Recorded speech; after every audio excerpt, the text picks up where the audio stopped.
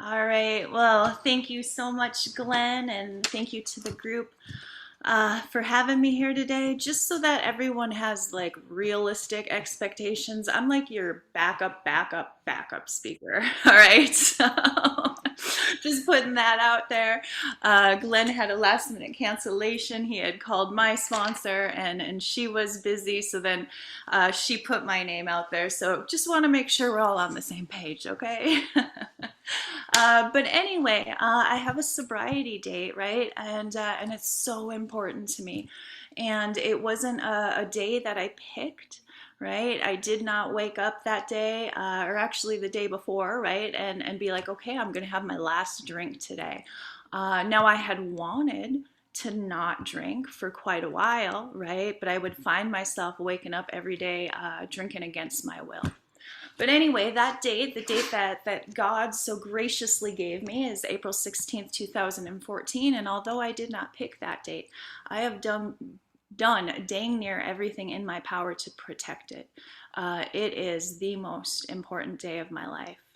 Um, I have a sponsor, which is super important. I have an amazing sponsor who not only has taken me through these steps, but she has basically grabbed my hand and walked me through life, right? I came in here as a 31-year-old woman who felt like she was about 7 years old, and I was terrified of everyone and everything. And I'm so grateful to her. I am so grateful to Alcoholics Anonymous, and I just adore my sponsor, man. She's a powerhouse in this thing.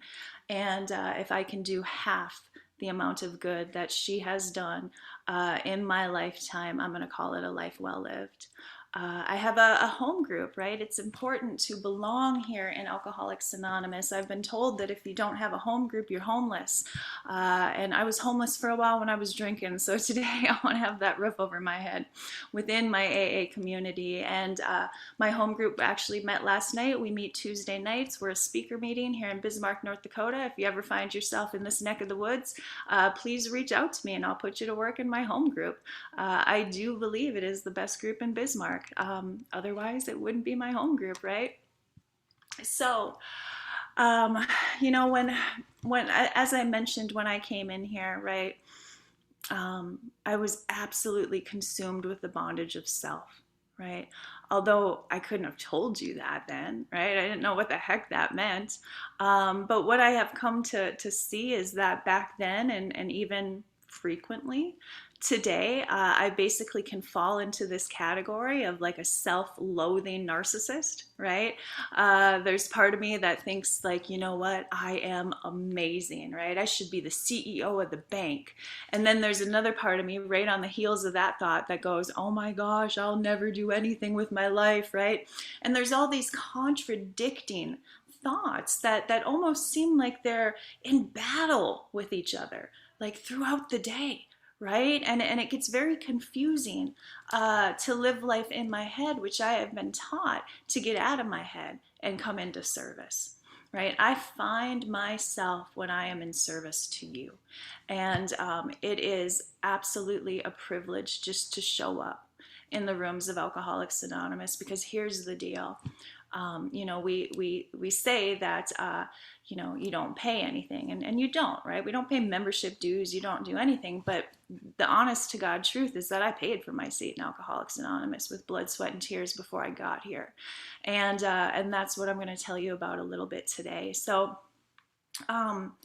there's nothing in my life, unfortunately. Trust me, I looked when I did a 4-step that I can point at and be like, all right, that's why I'm an alcoholic.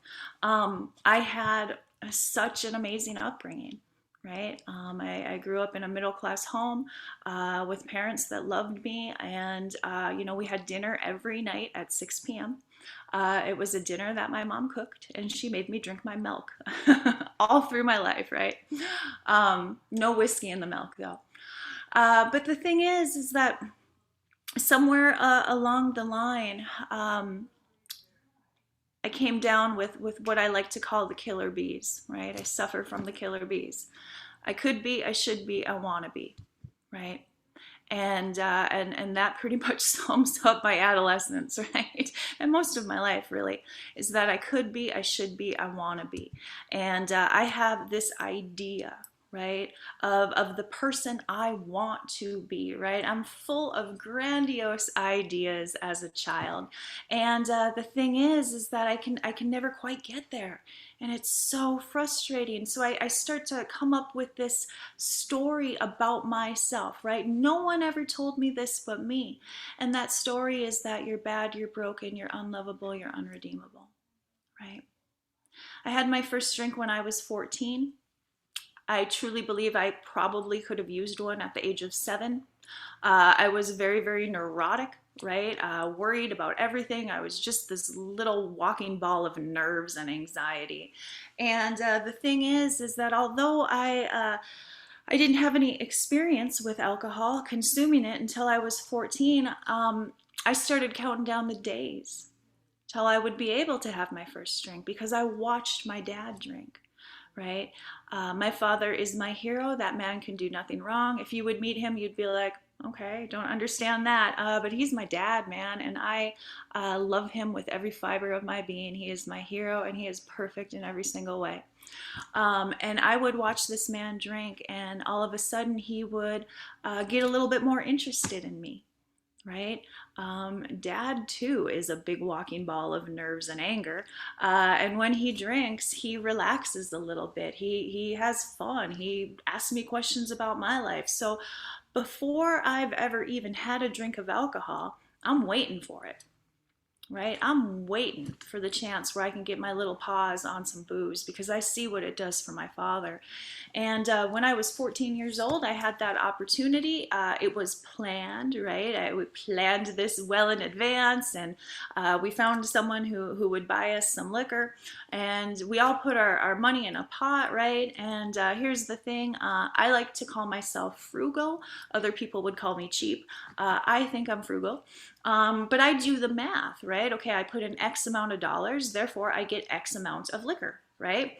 And I did the math, and it was 8 shots. And I'm like, okay, cool, and my friends are drinking and laughing and having a good time. And to this day, I don't understand why I did this, but I grab the bottle, I grab a shot glass, I remove myself from the party, I go drink alone in the spare bedroom, and I take my 8 shots, right? Boom, boom, boom, boom, boom, right? And I walk out, and I put the bottle on the table, and I announce to everyone, I had my share, I took my 8 shots. And everyone goes, right?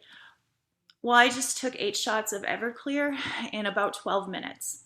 And I'm 14 years old, and I probably weigh maybe about 100 pounds, who knows. And I proceed to get drunkety drunk, right? We walk across the street, and we decide to go to the school dance. Not my best thinking. And the next thing I remember, I'm coming to in my parents' bathroom, right? Weeping about something. Subsequently, my last drunk also ended in my parents' bathroom, so we come full circle on this one, folks. So I wake up the next morning and I am, oh my goodness, I am sick as a dog. I swear that any normal human being who got the type of hangovers that I got continuously throughout my drinking probably would have stopped. I mean, we're talking like 3-4 day hangovers where you can't keep anything down. It was awful. And I wake up and it's like my tongue's wearing a sweater, and I'm all dehydrated, and I'm kind of trying to put the pieces of the night together, and I don't quite know what has happened, but I know it's not good, right? I walk out, and my dad's sitting at the table, my mom's standing at the corner, at the counter, and the minute I saw her face, I knew I was grounded for life, right?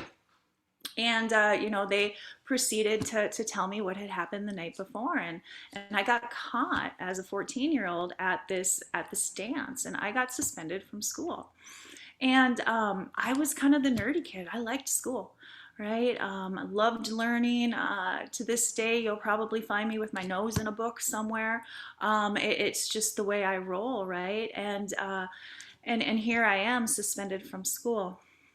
And I'm in a lot of trouble at home. And I remember thinking, right? Okay, next time just drink smarter, right? Don't drink Everclear. Everclear's bad. Maybe you should start with wine coolers, Megan. Those look kind of fun. Or what about some beer? Your sister drinks beer. Everclear bad. Alcohol good. Because you see, when I had those 8 shots, from what I remember, the thing is that I became everything I ever thought I should be. Right? Those killer bees, I could be, I should be, I want to be, I was those things. It's like I grew 6 inches, I lost 15 pounds, my IQ rose by 50 points, I could talk to anyone about anything, and I was the most interesting person in the world, right? I've actually seen myself drunk on video, and I don't look that way, that's for sure. I always thought I was a classy drunk. I'm a messy drunk. So anyway, what happens is when I consume this alcohol,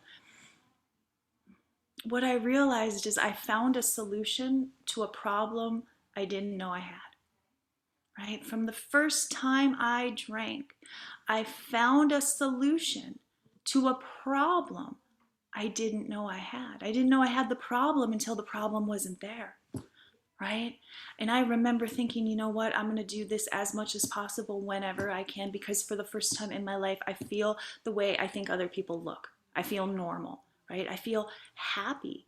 I feel giddy, right? I've always likened myself to Eeyore from Winnie the Pooh, right?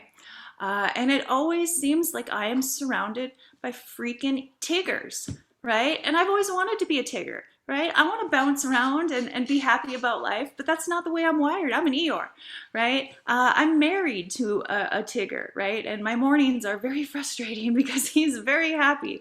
And the thing is that when I drank, I became Tigger, right? I was happy. Man, you couldn't get me down, right? Even my problems became gifts when I was drinking. And instantly, I fell in love with the effect produced by alcohol. Right? And I know that that's not necessarily everyone's story, right? But for me, it was right off the get-go, right? I knew I had found the magic elixir. And the very thing that I literally thought set me free, right, eventually put me in a prison of my own creating, right? And I thought that the bottle set me free, and in some sense I suppose it did, because what happened when I drank is that I did have some freedom from the bondage of self, right? Alcohol mimicked the spiritual solution that we find here in Alcoholics Anonymous, right? So at 14 years old, I can't get my hands on alcohol as frequently as I'd like to. I'm a weekend drinker. I didn't grow up in a home that was religious. We prayed every night before that 6 o'clock dinner. I had no idea what we were praying to or why, but we did it. So, herd instinct, I just went along with the pack, right? And as I continue to drink, I start to get more consequences, right? What ends up happening is I went from the girl who was involved in everything, right? I've always wanted to be like really good at something, like exceptional, right? Stand out from the crowd. And my story is that I'm mediocre to average at pretty much everything I do. So I tried everything, right? Because I'm searching for something that I can excel at. And what ends up happening is I drop those interests. Right? I drop them because they interfere with my drinking, right? I racked up several minors in consumption, so then, you can't partake in sports, and that was okay with me, right? Because I would rather be with my other friends partying. And at about the age of 17, I get, I don't know, maybe my 4th minor in consumption. I have no idea. But I start to look like, okay, I don't like getting consequences from my drinking anymore, right? I had no intention of not drinking, but I was looking for a solution, right? And I had this memory pop into my mind around this age, and I was about 7 years old, and like I said, I didn't grow up in a religious home, but I had a little friend down the street, and they took me to church. And I want to be very clear that I'm not saying this is what I read. This is what my 7-year-old mind interpreted. I opened up a Bible, and it said something along the lines of, if you're an unbaptized child, you're going to hell. And guess who was an unbaptized child, right? And I copped my first resentment, right? I was like, this isn't fair. Like, shouldn't my parents be the ones going to hell? Like, I was a baby. I had nothing to do with this.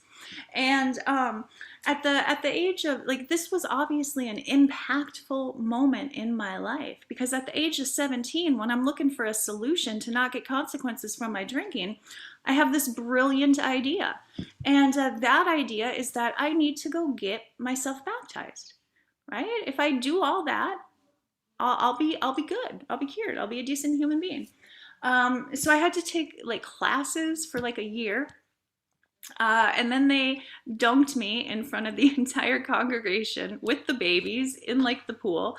I'm probably 18 at this point, and it's super embarrassing, right? But I go through all this, I get baptized, and I'm still a drunk.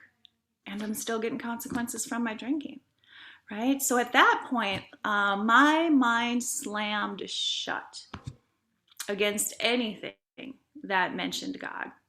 Just done, right? In my mind, I tried that. Despite my drinking, like I said earlier, school was important to me. I got through high school. I went to undergrad in about 300 miles away from where I grew up in Fargo, North Dakota. Go Bison. And once I was in college, living in the dorms without those external confines, right, of curfew and mom and dad having the power to ground me, man, the train really went off the tracks. I love college. I went to college for a really long time.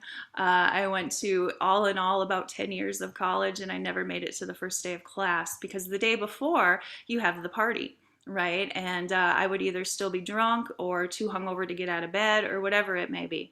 But without having like these external things to kind of hold me in check, I was able to drink when I wanted, how I wanted, where I wanted, with who I wanted. And it was like, I have arrived, right? Somehow or another, I make it through that, and I make it through a master's degree. But at this point in my life, people are starting to talk to me about my drinking, right? People that I care about, people that I date, people that I hang out with. They're no longer inviting me to the party, because if they invite me, they have to babysit me. They know that half the bars in Fargo I can't go to because I've been kicked out of. When I drink, I like to dance on things that you're not supposed to dance on. I like to start fights and run away. I like to yell at people. I like to sob. I like to go to the psych ward. All these things, right, that happen when Megan's drinking, and people are getting fed up, right? People are getting fed up. So along this time, I had a little bit of legal trouble. I was drinking alone in my apartment one night, and the next thing I know, I come to in detox. It's December in Fargo, North Dakota. It's very, very cold with lots and lots of snow, and I wake up in detox. I'm freezing.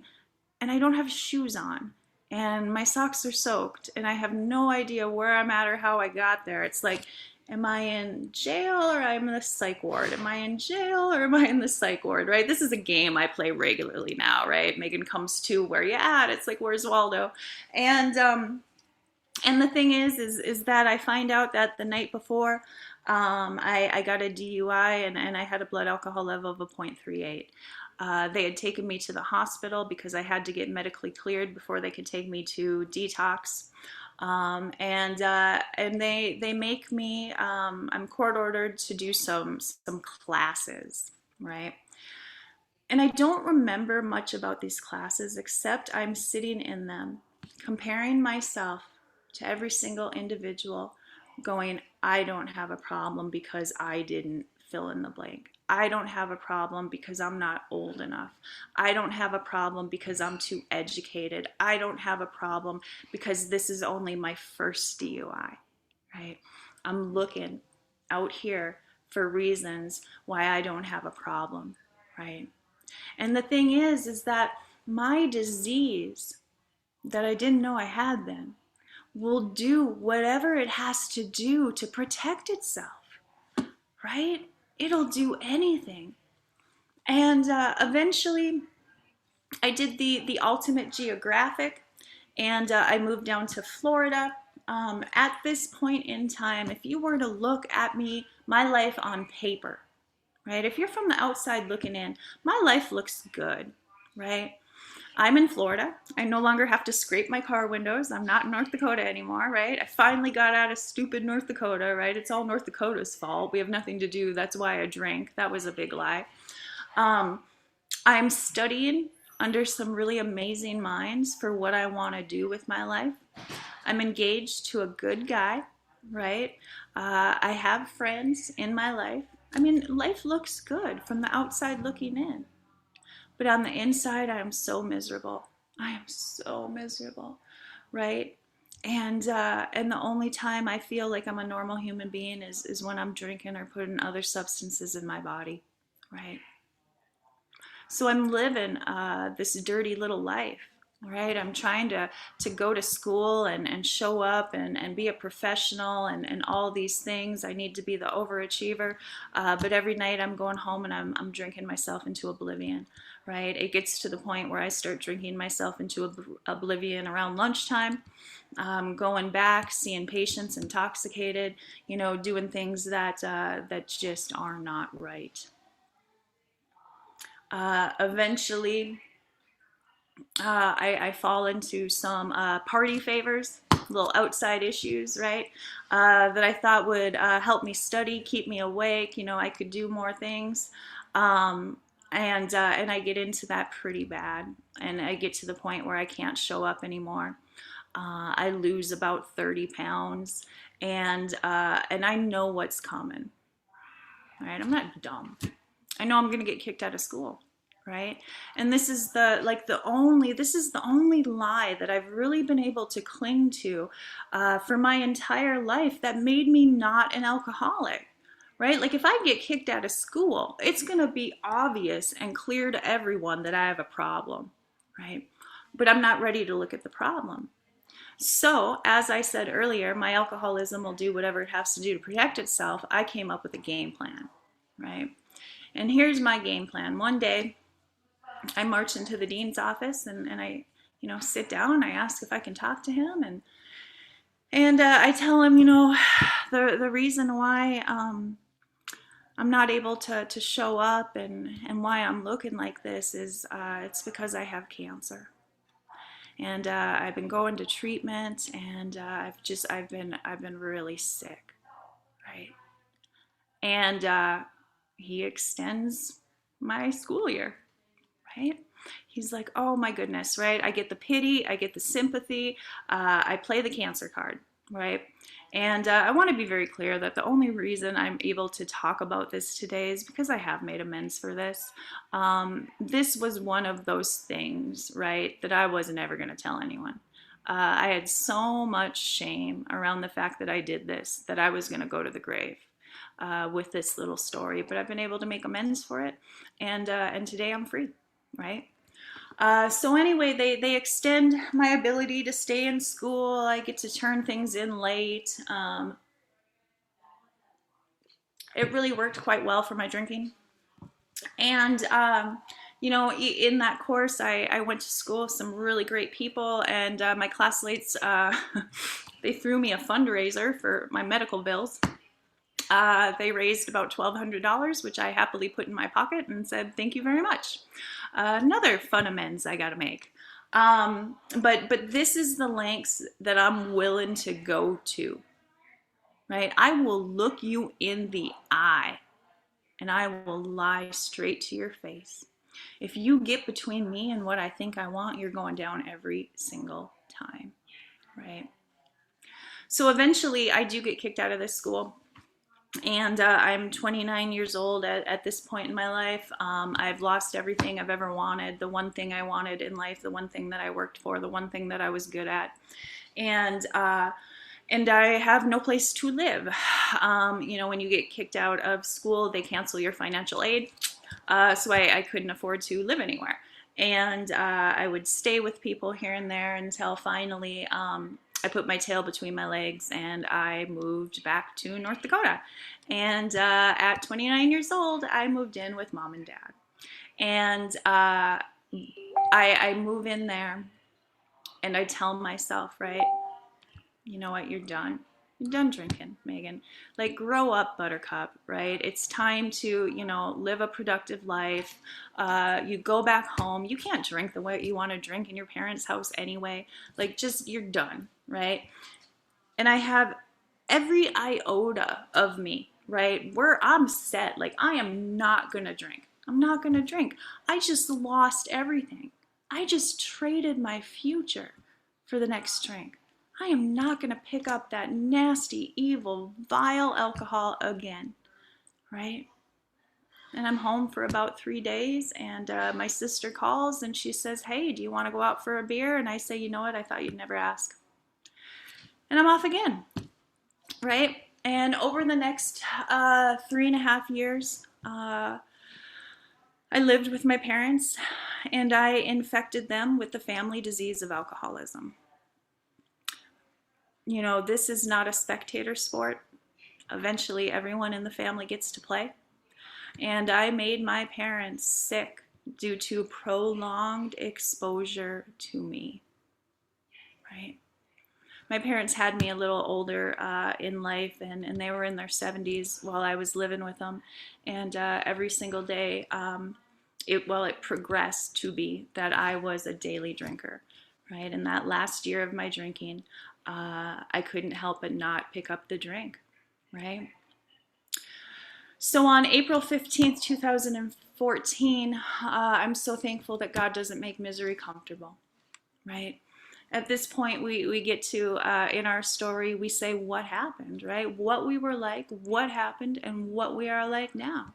What happened to me was nothing, right? Nothing happened. I had traded everything. I had the legal consequences. I got kicked out of school. I traded the good fiance for the next drink, all of that, right? And I wish I could tell you that those things woke me up, but they did not. I proceeded to drink for another 3.5 years. And at the end of my drinking, I was drinking in the morning, right? Daily drinker, drinking against my will, right? I would wake up and I would be so sick and I would tell myself, okay, I'm not going to do it. I'm not going to drink. I'm not going to do it. And I'm telling myself I'm not going to drink as I'm reaching for the bottle. I'm telling myself I'm not going to drink as I'm pouring it down. And then I'm telling myself, okay, just a little bit. Just a little bit, Megan. Let's get your hands to stop shaking, right? Let's get the shame to calm down. It'll be okay. Just have a little bit. You just need a little bit of relief. Right? And April 15th, 2014 started like any other day. I woke up, I needed that relief. I grabbed my bottle and I drank in the bathroom. I drank in the bathroom at this point in my life because I knew the first two were coming up. It's the only way I could keep it down. I'm very perseverant, right, when it comes to the right things. And I knew my first couple of drinks were coming up, right? But I knew if I could get to that third or fourth one, I could keep it down. And if I could keep it down, my hands would stop shaking a little bit. And the shame inside of me would lessen to some extent. Because I am literally waking up every morning in the same bedroom I left when I was 18 years old. Like, I'm waking up and my Backstreet Boys poster is still on the wall, right? I'm waking up and like the awards I won in high school are on the other wall. I'm waking up every day confronted with who I could have been. And I cannot tell you how that feels to know that you have flushed your life down the frickin' toilet, right? So I get up that day and I take those 3 drinks and I finally am able to get a little bit into my system. And I'm walking out of the bathroom, and out of the corner of my eye, I catch a glimpse of myself in the mirror. I weigh about 95 pounds. I'm not eating. I'm on a liquid diet. I used to joke, what are you having for supper? Barley and hops, right? I thought I was funny. I'm malnourished. I had pancreatitis 8 times the last year of my drinking. My hair is a mess. I'm not showering. I'm not combing my hair. The only way I know that I've eaten something in the last few days is because it's like strewed over the front of my t-shirt. And I remember thinking to myself, what is that? Not who you've become, but what are you, right? Like, I'm not even human to myself at this point in time.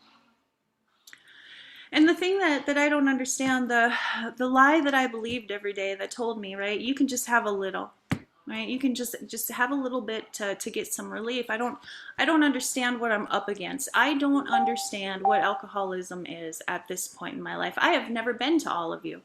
I have never been to treatment other than this one group I remember having when I got my DUI that I didn't listen anyway, right? I have never been exposed to Alcoholics Anonymous. I don't know about you. Well, I know about you people, but I'm not ready to come to you. But the thing is that I don't understand that I have a physical allergy to alcohol, right? I know I drink goofy. Quite frankly, I wore it like a badge of honor. I could drink any man I knew under the table, and I was proud of that. Probably not you men, but normal men I could drink under the table, right? And that was cool, right? I was the party girl. Megan could handle her booze. So the thing is I don't understand that once I consume alcohol, I awaken the beast, right? I trigger the phenomena of craving. And if 1 is good, 2 is better. If 2 is better, 3 is great. If 3 is great, 4 is amazing, and so on down the line. I have every intention to have 4 drinks, and instead I stay out for 4 days, right? I do not understand that once I consume alcohol in any form, I have no control. Right? I have no control. And the thing is, I'm holding on to like that one time in 1999 where I had 2 drinks and I went home. Right? If you're holding on to that one time 25 years ago where you just had 2 and you went home, that's a problem in and of itself. Right? So the thing is that I don't understand that I have a body that cannot drink alcohol. I don't get it. Right? But if that were the only problem, I would have been okay because I was not drunk consecutively for 17 and a half years. Right? I can put the bottle down. That last year of my life, I couldn't, but prior to that, I could put the bottle down. Right? But then the more insidious part of this disease comes into play, and you see I have a mind that lies to me in my own head in my own voice. And it tells me a lie that will get me to pick up the first drink, right? I could wake up in the morning and I could have 5 really solid reasons why I'm not going to drink today, right? I don't know where my car is. If I'm late for work one more time, I'm going to lose the job. The guy's mad at me. I spent more money than I make last night, right? My family won't talk to me. I am not going to drink, right? I'm not stupid. I know what's going to happen if I drink again today. I'm not going to do it, right? And I mean that with every fiber and iota in my being. And I'm not lying to you to get out of trouble, right? In fact, I don't think I'm lying to anyone. I think if you would have hooked me up to a lie detector test and said, Megan, do you want a drink today? I would have said no and I would have passed, right? But here's what happens. I've got these 5 really good reasons why I'm not going to drink today.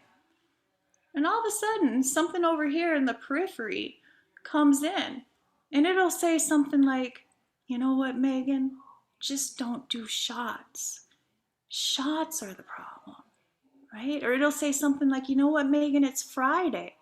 And you can go to the bar and not drink. Go play pool with the guys. Come on, Megan, it'll be fine. The biggest lie my mind told me was you just need a little relief. Relief from what? right? But anyway, this little thought will come in and I'll start giving it attention. I'll start going back and forth with it, right? It's like mental warfare. And all of a sudden, those 5 really good reasons I had why I am not going to drink tonight are gone. In fact, I can't even remember them. And the obsession is on me. It's on me. And it will not go away until I pick up the drink, right? So I have a body that cannot drink alcohol, and I have a mind that tells me I have to. The conclusion of that is I'm screwed. But wait, there's more. You know, the book says that we are restless, irritable, and discontent, right? The first time I read that, I was sitting in a treatment center. And it's like fireworks went off, man. I had been trying to describe what had been going on inside of me my entire life. And the big book of Alcoholics Anonymous described it in 3 words. I am restless, right? I can't sit still. If I'm here, I want to be over there. If I'm over there, I want to be here. If I'm with Randy, I want to hang out with Glenn, right? My favorite place to be is on my way to someplace else, right? I am always living in anticipation of. I'm like a dog that can't get comfortable. I'm down, I'm up, I'm here, I'm there. I'm like a ping pong ball all over the place, right? I'm restless. I am irritable, right? And this happens for me in 2 different ways. One way, I will externalize it, and you better watch out, right? There was a point in my life when I was living with my parents that my mom took away her car keys because she knew I was going to go get a bottle and get drunk. I wasn't drinking. I was sober at the time. I assaulted her. I pushed this woman to the ground. I grabbed the keys out of her hand, and I said, "Don't you ever get between me and what I need. The next time you'll be sorry." I grabbed those keys and I went and I got what I needed and I got that liquid relief, right? The other way my irritability comes out is I'll turn it inward. I'll internalize, right? It looks like self-loathing, misery, depression, isolation, separation, you know, basically just self-loathing. I hate myself. It's just me and the bottle, right? I'm irritable. And finally, I'm discontent. And the way that manifests in my life is I'll be happy when. I'll be happy when I get the degree. I'll be happy when I get another degree. I'll be happy when I get the guy. I'll be happy when I get rid of the guy. I'll be happy when I live in Florida. I'll be happy when I move back to North Dakota. I mean, fill in the blank, folks. Right? I'm restless, irritable, and discontent until I can again experience the sense of ease and comfort, which comes at once by taking a few drinks. Drinks I see others taking with impunity, right? I have a broken soul. And this restless, irritable, and discontent is what drove me. The fact that I needed relief from me. Every single time that drove my head to go, you know what? Alcohol makes you feel better. I would pick up the drink, intending only to have 1 or 2, and then I would change my mind when in fact I had triggered the allergy, and I wake up in Mexico, right? I mean, it's the story of my life. And when I read that sentence, something clicked within me. I felt like Bill was writing about me, right? So on April 15th, 2014, my mom comes home from getting groceries. My mother is the head of the household. She's taking care of her 31-year-old alcoholic daughter and her 76-year-old husband who has dementia. My mom is cleaning the house. My mom is doing the grocery shopping. My mom is cooking all the meals. My mom is taking my father to his doctor's appointments. My mom is doing everything. And she's dealing with me. And she got home that day, and I'm intoxicated like I always am. And it's really hard to explain what happened here except for divine intervention. It's as though God paralyzed the liar within me long enough for me to see the pain that I was putting my mom through. Right? And there was this look on her face like, what did I do to make you like this? And for just a second, the wall came down. And I looked at her, and I wish I could tell you. I said, "Hey, Mom, I got a problem. Let's get some help." That's not how this went down. I threw myself onto the dining room floor, and I looked at her, and I'm sobbing, and I go, "I'm killing myself right in front of you, and you refuse to do anything," right? Because I'm the victim. And here's the deal, though. My mom had dealt with my dad. She also had two brothers who had alcoholism, one who died of this disease. And this was the prayer she'd been saying for a really long time. I've never seen a 74-year-old woman jump into action as fast as my mother did. My mother saved my life. She got on the phone that day and she started making phone calls, trying to find a place where she could bring her daughter to get her some help, because she knew enough about this disease to know that she had seconds and inches to get me help. Because you know what our motto is? Oh, I overreacted. I'll be fine. I got this, right? So having nowhere to take me, she took me to the hospital, right? And I was drunk, and when I am intoxicated, I'm a chihuahua who thinks she's a pit bull. And I like to start confrontations with men. And the doctor was like, "I'm not dealing with her," right? So he called down the LAC. They took my blood alcohol level. It's a 0.43. So they send in the LAC. And I know what's coming, right? And I know that she's going to tell me things that I already know. I know that drinking's bad for me. I know I'm 31 years old and I should grow the hell up. I know I'm hurting my parents. I know these things. You know what you don't know, lady? You don't know what alcohol is doing for me. You can only see what it's doing to me, right? And I'm ready for the fight, man, because there's nothing I like more than a good fight. And this woman comes down, and she's dressed nice. She has makeup on. She did her hair that day. She's accessorized. She smells good. These are all things that are foreign to me at this point in my life. I don't do any of that, right? And she comes in, and she put her hand on my shoulder, and she said, "Sweetie, I've been where you're at. We're going to get you some help." And I couldn't argue that. In fact, I was shocked. I was like, "You, professional lady, have been in the hospital in a gown with your behind hanging out and your parents sobbing in the corner? You've been here? You get what I'm going through?" And it floored me that somebody else could understand, right? And that's all I needed. That woman gave me hope in those few words, right? Hospital, not having a detox center, sent me home with a printout about DTs. And 2 days later, I went to treatment.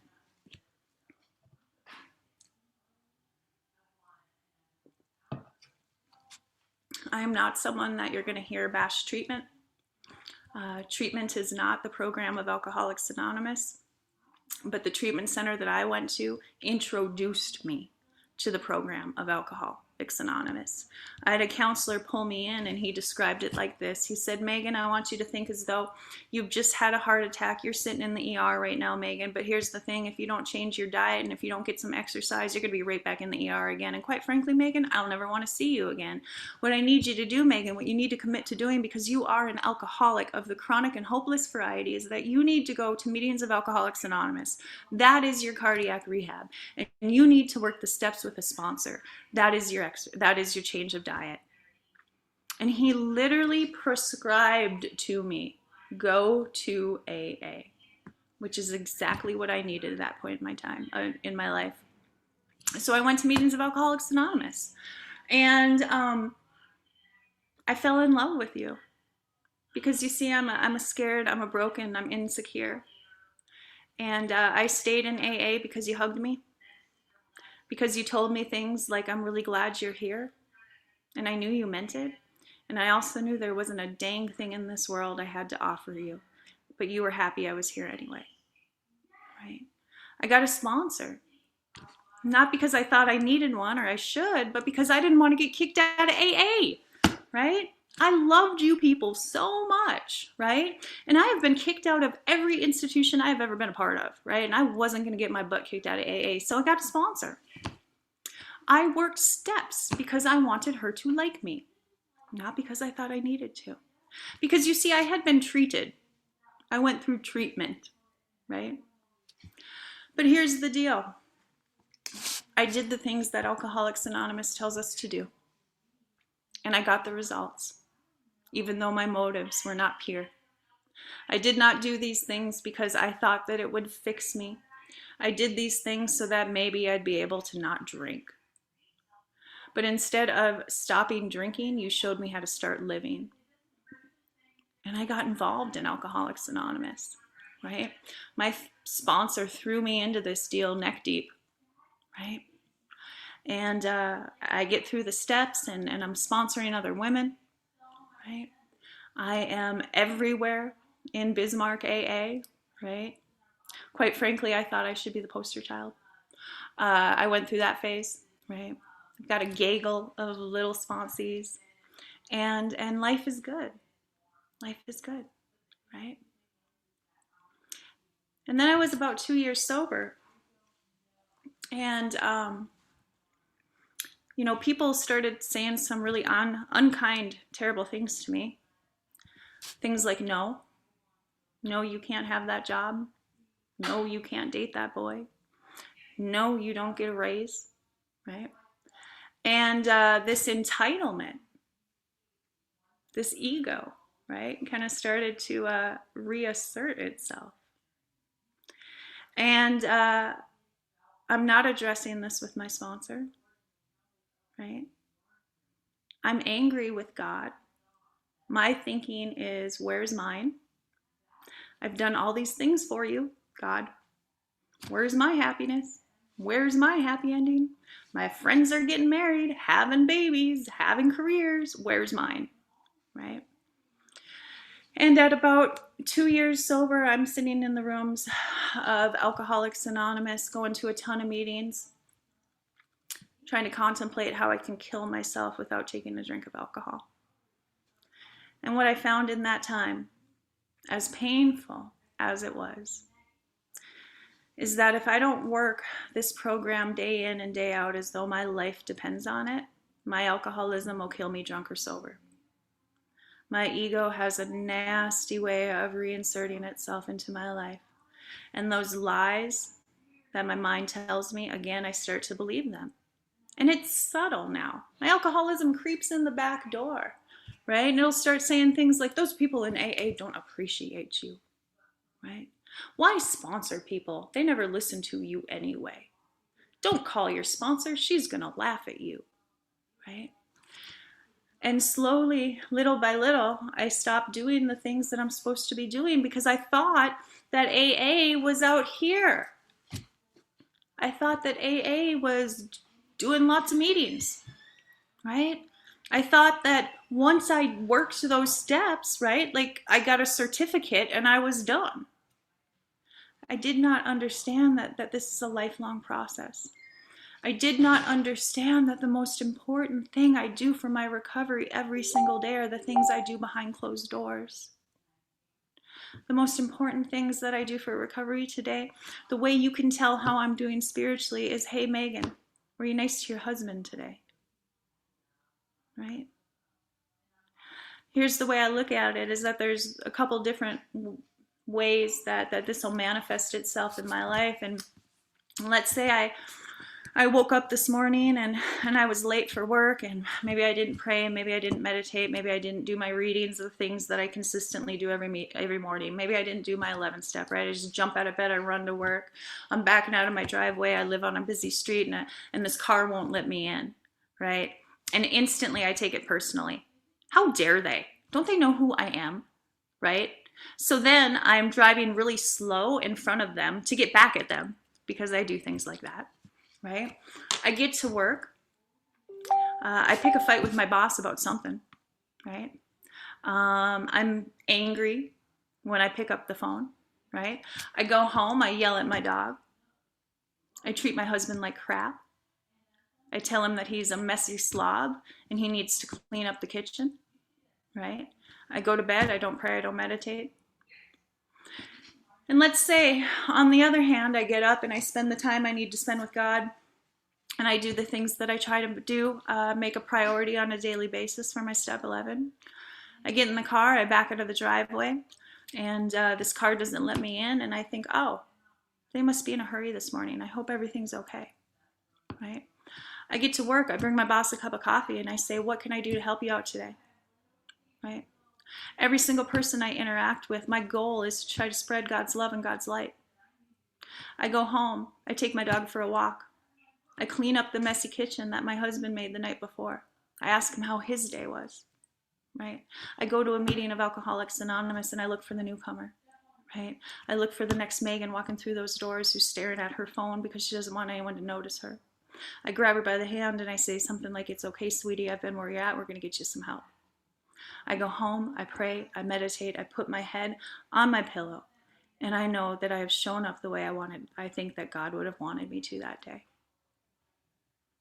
That is the difference that this program makes in my life. Same exact day, two completely different outcomes, right?